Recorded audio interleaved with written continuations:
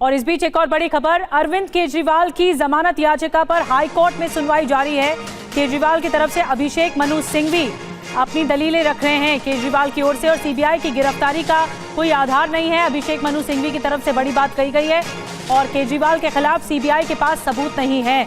2 साल तक सीबीआई ने कार्रवाई क्यों नहीं की, ये सवाल पूछा है कोर्ट में। केजरीवाल के पक्ष में 3 रिलीज ऑर्डर हैं और ये अभिषेक मनु सिंघवी की तरफ से कहा गया कि कोई आधार ही नहीं है केजरीवाल की गिरफ्तारी का। क्या चल रहा है इस वक्त कोर्ट के भीतर, और ज्यादा जानकारी के लिए पीयूष पांडे हमारे साथ जुड़ गए हैं। पीयूष, बहुत इंपॉर्टेंट दलील अभिषेक मनु सिंघवी की तरफ से दी जा रही है सीबीआई की कार्रवाई पर कि 2 साल से कोई कार्रवाई नहीं हुई और गिरफ्तारी का केजरीवाल के कोई आधार ही नहीं है। क्या कुछ और कहा जा रहा है?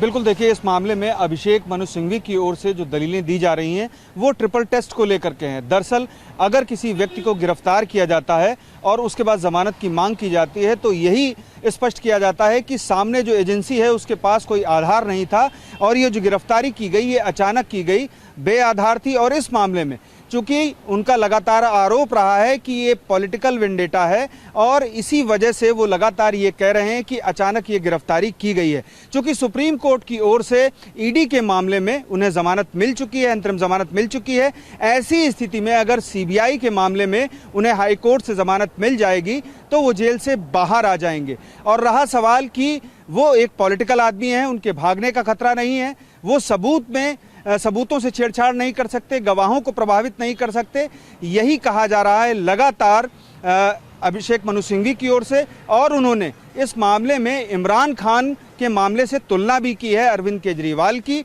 और अहम बात यह है कि वो लगातार इस मामले में ये दलील दे रहे हैं कि पिछले 2 साल से सीबीआई की ओर से कोई एक्ट नहीं किया गया और अचानक जब निचली अदालत की ओर से जमानत दे दी गई ईडी के मामले में, तब उसके बाद सीबीआई की ओर से एक अर्जी डाली जाती है लोअर कोर्ट में कि सीबीआई को गिरफ्तार करना है अरविंद केजरीवाल को, और अगले दिन गिरफ्तार कर लिया जाता है। जी, बड़ी बात कह रहे हैं पीयूष पांडे, बता रहे हैं। अब ये देखना होगा, ये बहुत दिलचस्प होगा कि सीबीआई पर इतने इल्जाम लगाए जा रहे हैं अरविंद केजरीवाल के वकील की ओर से, तो सीबीआई की दलीलें क्या होती हैं। शुक्रिया आपका पीयूष, जानकारी देने के लिए।